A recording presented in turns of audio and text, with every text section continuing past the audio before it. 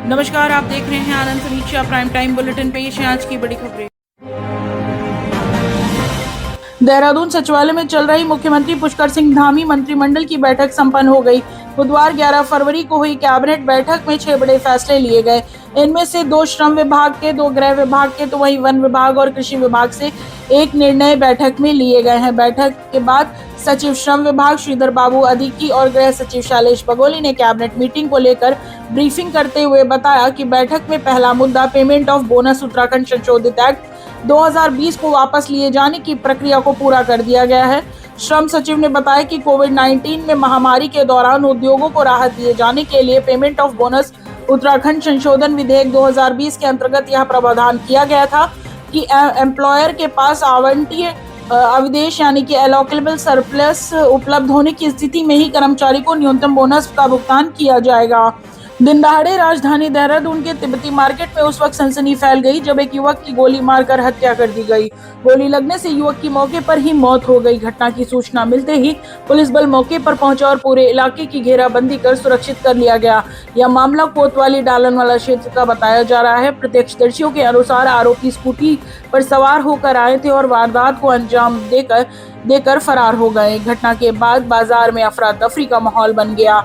Police ने शव को कब्जे में लेकर पोस्टमार्टम के लिए भेज दिया। वहीं वारदात के खुलासे के लिए पुलिस ने आसपास में लगे सीसीटीवी कैमरे की फुटेज खंगालने में जुटी है।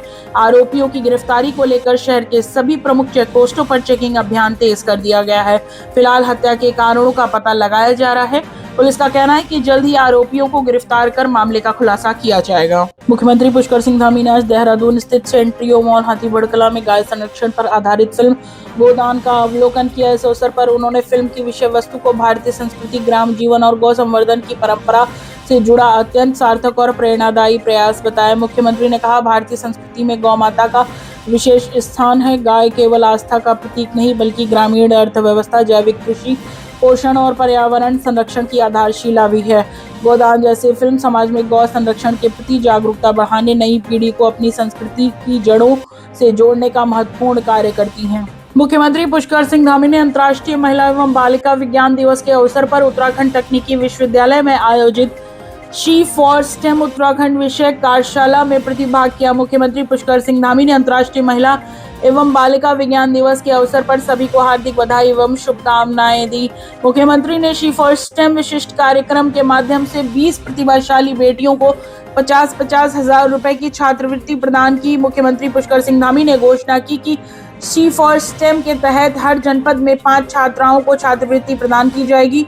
इसके साथ ही मुख्यमंत्री ने यह भी घोषणा की कि स्टेम हेतु स्टार्टअप आरंभ करने के लिए छात्राओं को वित्तीय संसाधन उपलब्ध कराए जाएंगे। महिला प्रौद्योगिकी केंद्रों में स्वयं सहायता समूह को जोड़ा जाएगा। मुख्यमंत्री पुष्कर सिंह धामी ने सचिवालय में राज्य निर्माणाधीन एवं प्रस्तावित रेल परियोजनाओं की समीक्षा बैठक की। इस दौरान मुख्यमंत्री ने अधिकारियों को टनकपुर बागेश्वर रेल लाइन परियोजना पर भी तेजी से कार्य करने के निर्देश दिए। मुख्यमंत्री ने कहा, उक्त परियोजना के अंतर्गत विभिन्न वैकल्पिक मार्गों पर भी विचार किया जाए। उन्होंने कहा, परियोजना के निर्माण कार्य से अधिकांश क्षेत्र एवं जनता लाभान्वित हो सके, इसके लिए अल्मोड़ा एवं सोमेश्वर क्षेत्र को भी जोड़ने की संभावनाओं पर कार्य किया जाए। मुख्यमंत्री ने कहा, केंद्र सरकार से टनकपुर बागेश्वर रेल लाइन परियोजना को राष्ट्रीय परियोजना घोषित किए जाने का आग्रह किया जाए, जिससे इसके निर्माण कार्य को गति मिल सकेगी। मुख्यमंत्री ने अधिकारियों को निर्देश दिए कि ऋषिकेश कर्णप्रयाग परियोजना के अंतर्गत प्रस्तावित रेलवे स्टेशनों के लिए इंटीग्रेटेड प्लान बनाया जाए, जिससे इन रेलवे स्टेशनों के आसपास स्थानीय लोगों के लिए बाजार विकसित हो सके। उन्होंने कहा, सभी निर्माणाधीन रेलवे स्टेशनों में स्वयं सहायता समूह राज्य में स्थानीय उत्पादों की बिक्री के लिए विशेष व्यवस्था की जाए। मुख्यमंत्री ने अधिकारियों को निर्देश दिए कि प्रस्तावित रेलवे स्टेशनों के आसपास के क्षेत्रों में अभी से लोगों को स्वरोजगार के लिए प्रेरित किया जाए। उन्हें होम स्टे एवं अन्य जन कल्याणकारी योजनाओं के बारे में जन जागरूकता पर भी ध्यान दिया जाए। विद्यालय शिक्षा के अंतर्गत शैक्षणिक संवर्ग का नया 30 स्तरीय ढांचा बनाया जाएगा, जिसका प्रस्ताव शीघ्र ही कैबिनेट में लाया जाएगा। इसके अतिरिक्त डाइटो में रिक्त प्रवक्ता संवर्गों के 222 रिक्त पदों को भरने के लिए अधियाचन लोक सेवा आयोग भेजा जाएगा, ताकि उक्त पदों पर स्थायी नियुक्तियां की जा सके। नए शैक्षणिक सत्र शुरू होने से पूर्व प्रदेश भर में सभी विद्यालयों में निःशुल्क पाठ्य पुस्तकें उपलब्ध करा दी जाएंगी। सूबे के विद्यालय शिक्षा मंत्री डॉक्टर धन सिंह रावत ने आज शासकीय आवास पर शिक्षा विभाग की समीक्षा बैठक की, जिसमें उन्होंने केंद्रीय विद्यालयों में भर्ती प्रदेश नियोजित विकास की दिशा में प्रतिबद्ध मसूरी देहरादून विकास प्राधिकरण MDDA द्वारा अवैध प्लॉटिंग एवं अनधिकृत निर्माणों के विरुद्ध व्यापक और निरंतर अभियान संचालित किया जा रहा है। प्राधिकरण क्षेत्र में सुनियोजित शहरी विकास, आधारभूत संरचनाओं की सुरक्षा तथा आमजन के हितों की रक्षा को सर्वोच्च प्राथमिकता देते हुए 11 फरवरी 2026 को विभिन्न स्थानों पर ध्वस्तीकरण एवं सीलिंग की कार्रवाई की गई। यह कार्रवाई उत्तराखंड शहरी एवं ग्राम नियोजन तथा विकास अधिनियम के प्रावधानों और पूर्व में जारी नोटिसों के अनुपालन में की गई है। उपाध्यक्ष बंशीधर तिवारी ने कहा, मसूरी देहरादून विकास प्राधिकरण सुनियोजित एवं संतुलित विकास के लिए पूर्णतः प्रतिबद्ध है। उन्होंने कहा और स्पष्ट किया कि अवैध प्लॉटिंग और अनधिकृत निर्माण न केवल शहरी व्यवस्था को प्रभावित करते हैं बल्कि आमजन की गड़ी कमाई को भी जोखिम में डालते हैं। प्राधिकरण द्वारा ऐसे मामलों में किसी भी प्रकार की शिथिलता नहीं बरती जाएगी। उन्होंने कहा कि बिना स्वीकृति मानचित्र में वैधानिक अनुमति किए जा रहे निर्माणों पर कठोर कार्रवाई की जाएगी। आवश्यक पड़ने पर ध्वस्तीकरण एवं सीलिंग की प्रक्रिया भी की जाएगी। उन्होंने आम नागरिकों से अपील की है कि भूखंड खरीदने से पहले उनकी विधिक स्थिति की जांच अवश्य करें तथा अवैध कॉलोनियों में निवेश से बचें।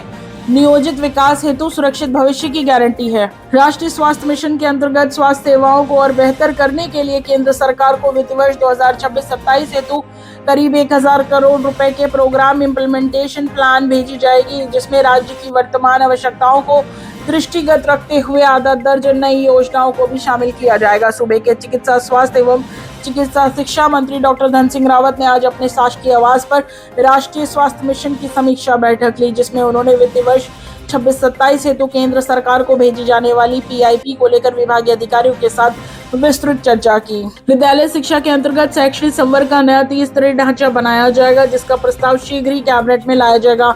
इसके अतिरिक्त डाइटो में रिक्त प्रवक्ता संवर्गों के 222 रिक्त पदों को भरने के लिए अधियाचन लोक सेवा आयोग भेजा जाएगा, ताकि उक्त पदों पर स्थायी नियुक्तियां की जा सके। नए शैक्षणिक सत्र शुरू होने से पूर्व प्रदेश भर में सभी विद्यालयों में निःशुल्क पाठ्य पुस्तकें उपलब्ध करा दी जाएंगी। सूबे के विद्यालय शिक्षा मंत्री डॉक्टर धन सिंह रावत ने आज शासकीय आवास पर शिक्षा विभाग की समीक्षा बैठक की, जिसमें उन्होंने केंद्रीय विद्यालयों में भर्ती प्रदेश में शिक्षकों के 30 स्तरीय ढांचे के गठन में देरी पर विभागीय अधिकारी को फटकार लगाई।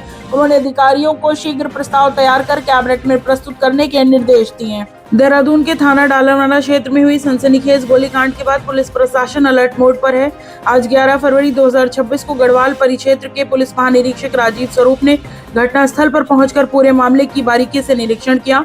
उन्होंने घटनास्थल की परिस्थिति, भौतिक तकनीकी साक्ष्यों के साथ साथ अब तक की पुलिस कार्रवाई की गहन समीक्षा की। IG ने वरिष्ठ पुलिस अधीक्षक देहरादून को निर्देश दिए कि आरोपियों की शीघ्र पहचान कर विशेष टीमों का गठन किया जाए और गिरफ्तारी के लिए सभी कानूनी, तकनीकी और सर्विलांस संसाधनों का प्रभावी इस्तेमाल किया जाए। उन्होंने साफ कहा कि अपराधियों को जल्द से जल्द गिरफ्तार कर कड़ी कार्रवाई की जाए और भविष्य में ऐसी घटनाओं को रोकने के लिए ठोस रणनीति बनाई जाए। इस संवेदनशील घटना को देखते हुए परिक्षेत्रीय कार्यालय में देहरादून के सभी क्षेत्राधिकारियों के साथ बैठक भी की गई, जिसमें हाल ही में आपराधिक घटनाओं की समीक्षा करते हुए त्वरित कार्रवाई और रोकथाम के निर्देश दिए गए।